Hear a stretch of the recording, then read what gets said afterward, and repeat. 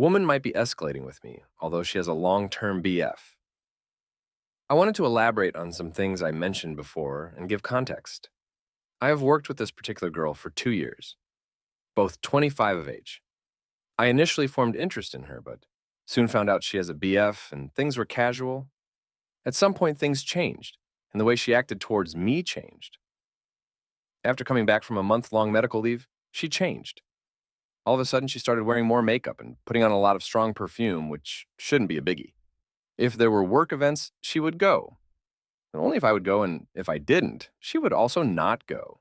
And I noticed she started wondering more about my life, especially my romance life. She would always sneakily ask me if I have a girlfriend and if I'm seeing a girl. I'd never give her a straight answer, so she would keep asking over and over again. At some point, she started getting physical with me and would be very touchy with me, although she's very reserved. She'd find excuses to sometime randomly stand near me and start touching my hand or arms or my body. She would also playfully touch me or tease me physically as well. One day I was staying and talking to a woman from the office. She approached us and stood incredibly close to me, but not the woman. Mind you, the space was huge, huge conference room. However, she still stood super close to me, and at some instance, I feel her literally press her breast into me hard, my back, basically, as she was laying on me. I moved away from her and took a step forward, and she took a step as well and pressed into me again. Later on, we started hanging with her and two more people from work to get drinks and go to clubs. Interesting point is that she would offer only me car rides, and we would be alone until we would get to the club. During the rides, she would continue to drill me and ask if I have a woman in my life and etc. At some point, she kept telling me about a program which would raise our qualification at work, but it required moving to another city 1 HR away, or another city 4 hours away. Takes 1.5 years to complete. She kept insisting we both move to another city and go there together and live in same dorm. I then had a family issue and couldn't go, but she moved and still has BF. I never made a move on her and don't consider it. I was wondering, what is she doing and what is happening? Am I overreacting over this? Ace I Sia for not wanting to continue my husband's dead wife's naming aesthetic. Hi all, please tell me if I am TA or not. I, 35F, am 30 weeks pregnant. My husband Emmett, 39M, was a widower when I met him, and he had 2 kids with his wife. They are Emrys, 10M, and Emerson, 8F. His late wife was named Ember, and she loved the M aesthetic, so that all their names would start with M. Emmett and I have began discussing names. None of the names on my list start with M. My Sil Mallory was visiting today, and she said that my daughter may grow up feeling singled out and not connected to her siblings if they don't share the M aesthetic. I told her that Emmett and I are going to make a list of 5 names we love, and we'll let Emrys and Emerson choose the name together. In all honesty, I am a bit uncomfortable continuing his late wife's obsession with the aesthetic. So I think my idea is lovely way for the kids to have a name connections without choosing one with them. Mallory told Emmett that we should name our daughter Emily, which is a name he adores. She kept pushing for me to approve until she hit a nerve, and I told her that I'm giving birth to my baby, not Ember's, and I want to choose a name that I love and not an aesthetic that she loved. Emmett got quiet, put his head down, and left the room. Mallory told me that I shouldn't have said that and that I'm a major AH for saying what I said. I told her that she should have ended the conversation the first time I tried to shut it down. I talked to Emmett, and he told me to forget it and to choose whatever name I like. He hasn't shown any interest in continuing our discussions about names. Reddit, AA here? Ada for telling a girl to go back to the kitchen. I, 23M, have been dating my boyfriend Jake, 22M, for a good 6 years now, so I'm well acquainted with his family. The girl woman I said this to was his sister, Amelia. I was raised by a single mom who worked 2 jobs to support us. So I grew up doing a lot of housework, and in her free time, my mom taught me to cook. I like to think I'm pretty damn good at cooking. I cook for myself, for my boyfriend, and sometimes his family. I have sensory issues and my boyfriend is allergic to a few things, so I'm pretty good at finding workarounds to accommodate people, including Amelia. So she's well aware that I can cook. Anyway, she came over yesterday and sat down at the island in the kitchen. I don't quite know how to describe it, but basically she was on the other side and I was in at the counter, back turned to her making some lasagna. My specialty, so I turned around to ask if she would like something and she promptly burst out laughing. I was confused and she just kind of pointed at my apron. I was more confused. My apron was pretty normal, plain blue. She then told me she'd never have thought I was the girl of the relationship. I assume this was a reference to my physicality. I'm pretty tall and do a lot of sports. I dithered, confused, and she explained that I was cooking. I just continued staring, not quite sure what she meant. She then explained, as though I was a toddler, that cooking is for girls, and the apron made me look like a 90s housewife. The funny part about all of this is that Amelia cannot cook. I told her if cooking is for girls, maybe she should go back to the kitchen so she could learn. I would be more than willing to teach her. She went red in the face and stormed off. I went back to my cooking. This morning, quite a few of my friends have contacted me, telling me I, of all people, should know better than to perpetuate gender stereotypes. Some of them agreed with me after hearing the context, which Amelia did not tell them. But others said I did not need to sink to her level. IMO? I thought that would show her how weird it was to perpetuate gender roles when she herself doesn't fit within them. But maybe I could have tried explaining first. Ita? Edit. Amelia is not a child, she's 24. Edit 2. Showed the post to the other friends and yet they don't think I'm the anymore. Ada for asking my husband if he did anything for Mother's Day. My husband, 42M, and I, 35F, had a son last year, so this is my first Mother's Day. We both work remotely. In April, he was on a business trip for a few weeks, while I held down the fort, working remotely while taking care of baby. He's not the kind of person to really care about holidays, so 2 weeks ago, a few days after he got home, I told him I cared about Mother's Day and what I wanted for Mother's Day. A couple small things, including pictures, has a new thermos, and to do something together as a family. We've had a busy couple of weeks with him settling back in. He does look after baby a lot, but I take bedtime and nighttime duty, and also do a lot during the day. We both cook a lot, and we both do a lot of the chores. Today, Mother's Day. I woke up early to feed the baby. My husband was a little awake, so I asked him if I should expect anything for Mother's Day and if he got anything ready. This is because I honestly would prefer to know. So I'm not disappointed. He told me, when would I have the chance? And started getting upset. On the one hand, I don't want him feeling bad. But on the other hand, he has had 2 whole weeks to do something. And he could have told me he needed to spend more time out. And I would have looked after baby while he did Mother's Day errands. He got really upset with me and told me that he never had time. I asked him if we could come back to this conversation later and that I was sure we would do something for Mother's Day. But I don't know if my tone wasn't right, but he got very upset and said that I was abusive because I was always doing things like this and making him feel really bad. I apologized and said I never want to hurt his feelings, but he scoffed at that and asked if he should expect this for the rest of his life. Then I asked him to step out of the room to calm down while I got the baby back to sleep. After some more back and forth, he did. And I'm sitting here writing this now. I honestly try to be reasonable and listen really carefully to what people I love say, but I feel like I'm crazy right now. Oda for asking my husband whether he got anything ready for Mother's Day first thing in the morning, and for pointing out that he had 2 weeks and was out multiple times in that period. Ada, because I won't put my parents on my approved visitors list with security and screening all their attempted visits, not the a-hole.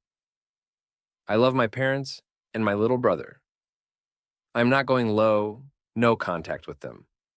They just have a problem understanding boundaries and that I have my own life now. After college, I moved out from my parents' house and into an apartment. It was great. I gave my dad a key for emergencies. My parents use it for non-emergency situations. They once dropped off my brother without asking because they had other family in town and needed the space. I told them repeatedly that this was not acceptable behavior, and I took my key back. They had made copies, and it happened again. I had the locks changed. That caused a problem. But it was a problem, not my problem. I have been saving up and decided to pull the trigger on my first home purchase. I make a great living, so I found a gated community I liked that has a security officer at the front gate 24/7.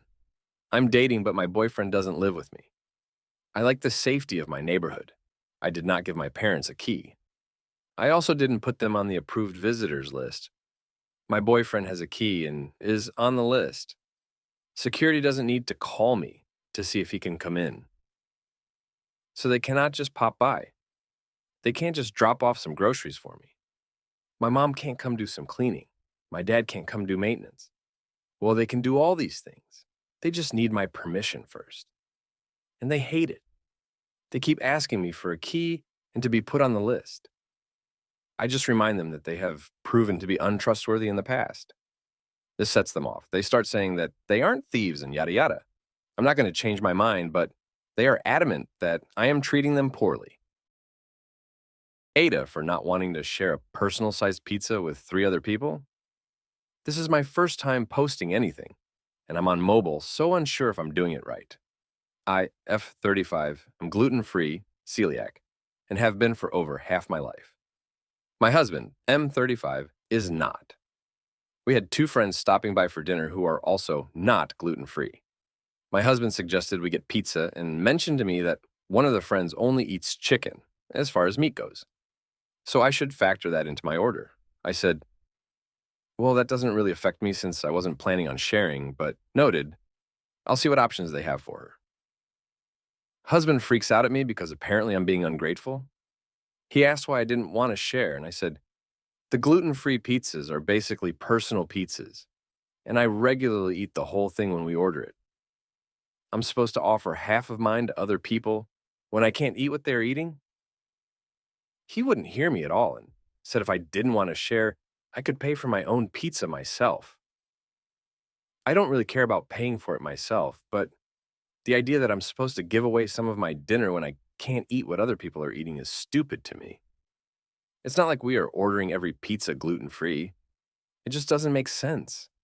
They eat my food. I can't eat their food. I can understand the principle of offering, but 1 GF pizza from this place is only enough for one person. If we were getting multiple GF ones, I'd absolutely share, but they got 2 largies for the 3 of them. He continued to go on about how ungrateful I was being and said some other stupid stuff before I told him to fuck off and went upstairs. I ended up just going upstairs and not eating or seeing them at all. I came downstairs later and he had ordered me a gluten-free pizza and said from across the room, "Are you ready for your grateful-free pizza? You need to have a better attitude about things that aren't yours in the future." I didn't reply or eat the pizza. I was already heating something else up and hadn't noticed the pizza.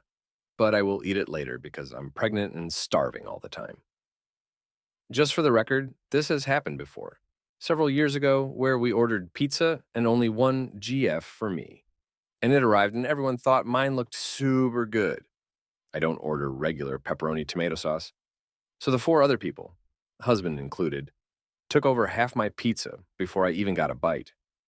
It pissed me off because I then didn't have enough food and they still had plenty plus pieces of mine. So perhaps this is a sore subject for me. Again, I'm also pregnant, though this would still bother me if I weren't.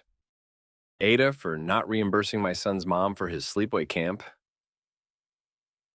Not the a-hole. Our 8-yo son is going to his first sleepaway camp next month. Since my ex and I make the same income, we do not give or get child support, but rather pay for different expenses. For example, I pay for his sitter, and she pays for his extracurricular activities like camp. Sleepaway camp was so expensive that they don't even list the cost online. Basically, his camp and sports cost more than his sitters, so I agreed reimburse her. Whatever the difference is between that and childcare. So far, it's $150, and I said I'd give it to her today when we see each other at our son's swim lesson. I was on my way home after a short business trip. Obviously, my son was at his mom's. I got a call from the sitter. He said my son's mom came home and was wasted. She was passed out on the couch. Our sitter said he didn't feel okay leaving our son with her. Our son hadn't had dinner, and Friday is bath night, where I scrub him clean. I said, obviously, I can't do anything, as I'm about to fly back home, and asked if he could stay and watch my son. He said he couldn't. His place is a bit of a commute. Then I asked if he would be open to taking my son back to his place, getting him fed, giving him a bath, and putting him to bed. I'll personally pick my son up and take him to my house. I have him for these 2 weeks anyways. Our sitter said he could do that, but asked about getting paid. I said, I'll pay you for whatever hours you worked. He said if I paid him in cash instead of a check, then he'll do the overnight thing for an extra dollar 150 cash. I agreed. I got back to town at 3 a.m. and picked my son up at 4 a.m. I texted my ex about sitter. I saw her at our son's swim meet, and she admitted to drinking too much at her office party and apologized to our sitter. She asked me for the dollar 150 for the summer camp reimbursement. I said I applied it to pay the sitter for taking Ryan overnight since you couldn't do it yourself. She said that wasn't fair and we're not squared. I said actually we are. We both paid the same amounts for childcare and camp. That was the agreement. She said that I promised to reimburse her and it was my decision to have the sitter take Ryan overnight, and it's my responsibility to his sitter. I told her to kick rocks. Ada for telling my family to shut up, get over themselves, and to accept that I never wanted my son to have the names they like. Not to the a-hole. My wife, 25F, and I, 26M, welcomed our son Callum into the world just over a week ago. I had expected our son's name wouldn't be a favorite among my family, but I had believed and hoped they would just love us enough to accept that the name isn't one of the more vintage, old-timey names my family loves. But they expressed their dislike for the name immediately and were asked to leave by me because my wife was in recovery and didn't need to deal with their bullshit. They called me up the next day and asked why we had gone so different from the rest of the family. I told them we went with a name we both loved and felt would work for our son his entire life. My family told me Callum is not the kind of name a person should wear into adulthood, that it ages terribly because it sounds like a little boy's name. I told them Callum is a well-established and long-used name, just not in the way they like for names to be. They told me Callum does not compare to the names my nieces and nephews have or that my siblings have. I used to have another name and changed it at 18. So before I get too carried away, I should say that the types of names my family like are Reginald, Harold, Desmond, Bartholomew, Maximilian, Clarence, and my old name Herbert. Girls' names are the same old school style. My family loves that. I'm good with that. I wasn't good with my old name and changed it, and I didn't want a name for my son that fit with them. I told my family as they were complaining to me that we had decided and the name was not changing, so they should adjust to it. They were quiet for a day, and then they got back in touch to say they could not bring themselves to accept this and that I should really consider why they love the names they do. They said I damned myself when I changed my name, which is now Jamie, but I shouldn't do that to my son. When I didn't budge, they declared they would talk to my wife. I told them no way in hell are they bothering my wife with their crap when she's newly PP.